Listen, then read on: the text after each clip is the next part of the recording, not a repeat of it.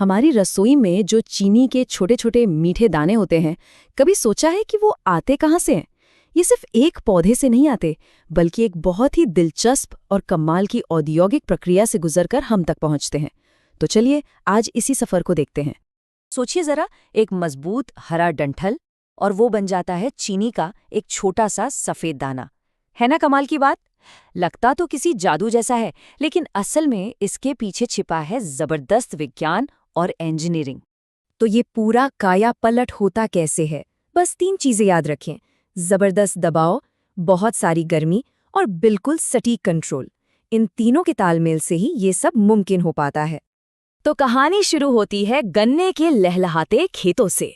जब सूरज की रोशनी में ये खेत सुनहरे दिखने लगते हैं, तो समझ लीजिए कटाई का मौसम आ गया है। और यहाँ एक मजेदार बात है, गन्ने की कटाई हमेशा सुबह सुबह जब मौसम ठंडा होता है तभी की जाती है। क्यों? क्योंकि इससे गन्ने की ताजगी और मिठास दोनों ही बरकरार रहती हैं। जैसे ही गन्ना कटता है ना, एक रेस शुरू हो जाती है समय के खिलाफ, क्योंकि कटने के बाद हर पल गन्ने में चीनी की मात्रा कम होने लगती है। मतलब जितनी देर हुई उतना ही मीठापन गया। इसलिए इसे फटाफट फैक्ट्री पहुंचाना होता है। तो गन्ना फैक्ट्री पहुंच गया। अब अंदर क्या होता है? यहाँ असली खेल शुरू होता है। और सबसे पहला काम, जाहिर है, गन्ने से उसका सारा मीठा रस निकालना। और ये होता है भारी भरकम स्टील रोलर्स से। सोचिए, ये विशाल रोलर्स गन्ने को इतनी जोर से दबाते और निचोड़ते हैं कि रस की एक एक बूंद बाहर आ जाती है। एक तरफ मीठा रस जमा होता है और दूसरी तरफ रह जाता है सिर्फ सूखा हुआ गूदा। अच्छा, ये जो बचा हुआ सूखा गूदा है ना, इसे एक खास नाम दिया गया है, बेगैस। अब देखने में तो ये कचरा लगता है ना, लेकिन यही तो इस पूरी प्रक्रिया का सबसे स्मार्ट हिस्सा छिपा है। जी हाँ, ये कचरा बिल्कुल नहीं है। असल में ये तो ईंधन है। ये बगास ही है जो पूरी की पूरी फैक्ट्री को पावर देता है, तो कुछ भी बर्बाद नहीं होता। सिस्टम देखिए कितना शानदार है। इसी बगास को भट्टियों में जलाया जाता है, उससे जो गर्मी निकलती है वो बनाती है भाप। और फिर यही भाप पूरी फैक्ट्री की मशीनों को चलाती है, यहाँ तक कि उन रोलर्स को भी जो गन्ने का रस निकाल रहे थे। मतलब फैक्ट्री खुद अपना ईंधन बना रही है। कितना बढ़िया सिस्टम है। ठीक है, तो फैक्ट्री को तो बिजली मिल गई, पर उस गन्ने के रस का क्या? अब बारी आती है उसे गाढ़ा करके चाशनी बनाने की।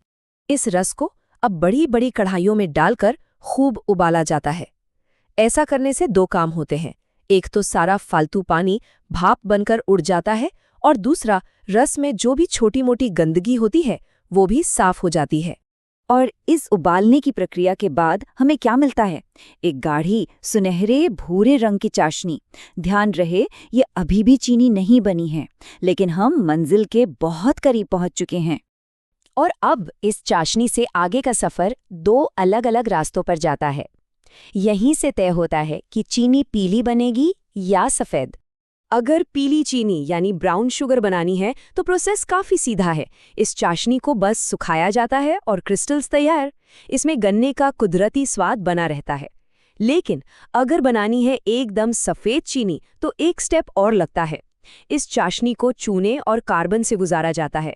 ये दोनों मिलकर चाशनी का सारा रंग और बची खुची अशुद्धियां सोख लेते हैं, बिल्कुल एक मैग्नेट की तरह। और नतीजा, एकदम साफ सफेद क्रिस्टल। तो क्रिस्टल तैयार है, लेकिन रुकिए, कहानी अभी खत्म नहीं हुई। इन्हें पैक करके बाजार भेजने से पहले कुछ बहुत ही जरूरी फाइनल टच देने होते हैं। सबसे जरूरी है नमी को कंट्रोल करना। चीनी में नमी का लेवल 0.1% से भी कम रखना होता है। क्यों? क्योंकि अगर जरा सी भी नमी ज्यादा रह गए तो चीनी में ढेले बन जाएंगे और वो खराब हो जाएगी। तो इसके लिए एक पूरा क्वालिटी कंट्रोल का सिस्टम है। सबसे पहले गर्म हवा से चीनी को पूरी तरह सुखाया जाता है, फिर उसे ठंडा करते हैं। इसके बाद ऑटोमेटिक मशीनें उसे पैक करती हैं, उस पर प्रोडक्शन डेट छापी जाती है और गोदाम में भेजने से पहले एक आखिरी बार सब कुछ चेक किया जाता है। कोई गलती की गुंजाइश नहीं। तो देखा आपने, एक सुनहरे खेत में उगने वाले गन्ने से लेकर हमारी रसोई के डिब्बे तक पहुंचने का ये सफर। ये सिर्फ खेती नहीं, बल्कि इंजीनियरिंग और विज्ञान का एक कमाल का मेल है। तो अगली बार जब कोई चाय में 1 चम्मच चीनी घोले तो शायद ये पूरा सफर दिमाग में जरूर आएगा। एक हरे डंठल से सफेद दाने दिनने की ये कहानी है ना कमाल की।